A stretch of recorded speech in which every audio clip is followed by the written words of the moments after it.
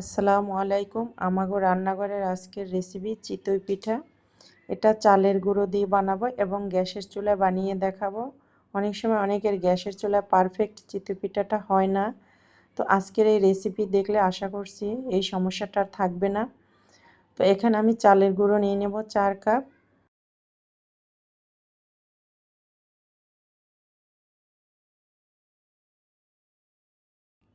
চার কাপ চালের গুঁড়ার মধ্যে আমি দিয়ে দেবো 1 কাপ পানি। আর এই পানিটা আমি গরম পানি নিয়েছি, এটা কোনো ঠান্ডা পানি দেওয়া যাবে না।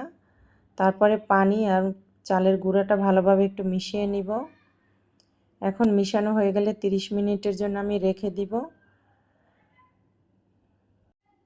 30 মিনিট রাখার পরে চালের গুঁড়ার যে দানাটা আছে সেটা কিন্তু ভিজে নরম হয়ে যাবে। তো এটাই আমাদের কিন্তু দরকার, এই যে দানাটা এটা নরম করাটা। তারপরে ব্লেন্ডারের যে জগ এর মধ্যে আমি ঢেলে দিব। ব্লেন্ডারের জগে একেবারে খুব সহজে বানানো যাবে। ব্লেন্ডারের জগের মধ্যে দিয়ে বানালে কিন্তু ব্লেন্ডার করে বেশি একটা সময় লাগবে না। এখন আমি ব্লেন্ডার করে নিব। ব্লেন্ডার করার পরে এটার মধ্যে কিন্তু একটা আঠালো ভাব হয়ে গেছে। এখন কিন্তু পারফেক্টভাবে পিঠার জন্য রেডি হয়ে গেল গুঁড়িটা। তো ব্লেন্ডার করার পরে এই পর্যায়ে কিন্তু এখনও ঘন আছে, দেখতেই পাচ্ছেন। এখন আমার আবারও গরম পানি দিয়ে আস্তে আস্তে একটু একটু করে পানি দিয়ে মিশাতে হবে, পাতলা করতে হবে। তো এটা একবারে কখনোই দিতে যাবেন না, তো এভাবে অল্প অল্প করে দিয়ে পাতলা একটা ব্যাটার বানিয়ে নিতে হবে চিতই পিঠার জন্য। এই যে এরকম একদম পাতলাও না একবারে ঘনও না। তারপরে দিয়ে দেব স্বাদ মতো লবণ। লবণটা অবশ্যই চেক করে দিতে হবে, বেশি হয়ে গেলে কিন্তু চিতই পিঠা তখন আবার ভালো লাগে না। তো আমার এখানে টোটাল 2 কাপ পানি লেগেছে, আর 2 কাপ পানি আমি গরম পানি দিয়েছিলাম।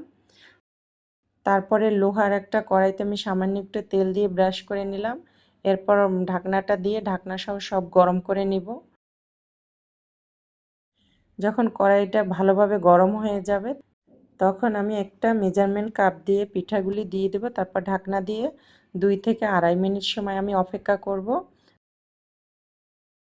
আর এই পর্যায়ে চুলার আঁচটা কিন্তু একটু মানে মোটামুটি বাড়িয়েই রাখতে হবে, তা না হলে কিন্তু পিঠাটা আবার ফুলে উঠবে না। তো দেখুন কত সুন্দরভাবে পিঠাগুলি হয়েছে। আমার কিন্তু এখানে বেশি কোনো সময় লাগে না, ব্লেন্ডার করার কারণে খুব সহজে কিন্তু হয়ে গেল, কোনো কষ্ট করতে হয় না।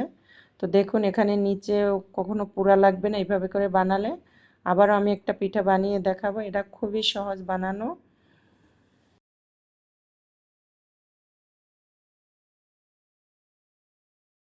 প্রত্যেকটা পিঠাই কিন্তু ফুলবে, সামনে শীত আসছে, এভাবে কিন্তু আমরা পিঠা তৈরি করে যে কোনো ভর্তা দিয়ে বা দুধের মধ্যে ভিজিয়েও খেতে পারি। এই পিঠাগুলি কিন্তু সবারই অনেক পছন্দের। তো শীতের দিন আসলে কিন্তু আমরা বাসায় সবাই মোটামুটি ট্রাই করি।